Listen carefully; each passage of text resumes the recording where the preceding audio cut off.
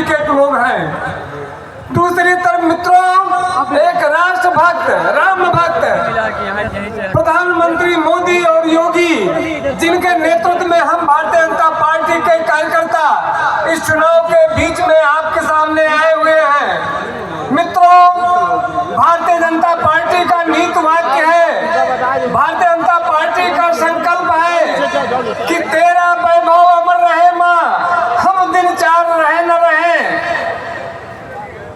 हमारा हित हो या न हो, लेकिन देश के आम जन का हित हो, देश का सम्मान बढ़े, देश की सुरक्षा बढ़े, देश में शांति रहे। इस विचारधारा को लेकर आगे बढ़ने वाली भारतीय जनता पार्टी है, जिसके प्रत्याशी के रूप में एक साफ सुथरा छवि के, ईमानदारी जिनकी पहचान है, ऐसे सरल व्यक्तित्व के धनी आदरणीय साकेत मिश्रा जी, और दूसरी तरफ गैसड़ी से उपचुनाव में भारतीय जनता पार्टी ने एक युवा संघर्षशील नेता शैलेश सिंह सैनू जी को आपके बीच में उतारा है। मित्रों, हम तो यही नहीं जान पा रहे हैं कि विपक्ष का कौन प्रत्याशी हमसे लड़ रहा है।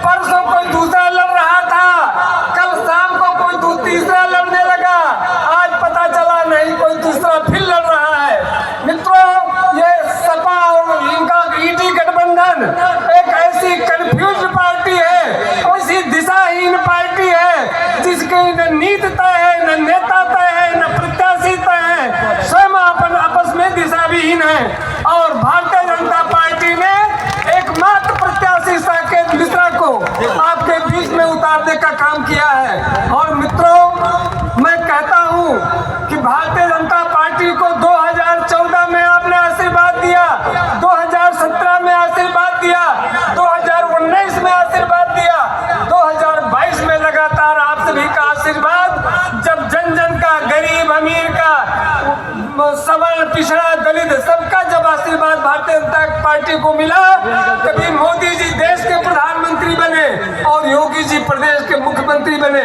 लेकिन मित्रों, मैं यह कह सकता हूं कि जब से मोदी जी ने देश के प्रधानमंत्री के रूप में जन सेवा का संकल्प लिया है, योगी जी प्रदेश की जनता की सेवा कर रहे हैं, तब से गरीब अमीर के बीच, छोटे बड़े के बीच जो असमानता थी, जो खाई थी, उसको कम करने का काम अगर ईमानदारी से किसी पार्टी ने किया है तो भारतीय जनता पार्टी ने किया है। मित्रों, आज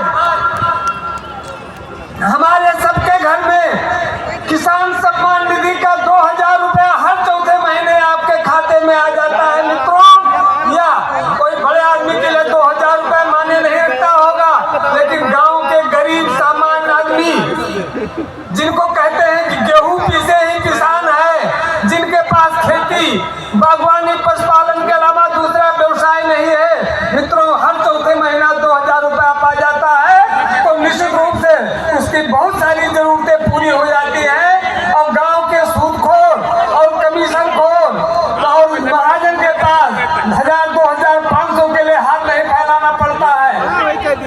जब से कोरोना का संकट आया है मित्रों, विश्व के बड़े बड़े देशों में हाहाकार मच गया।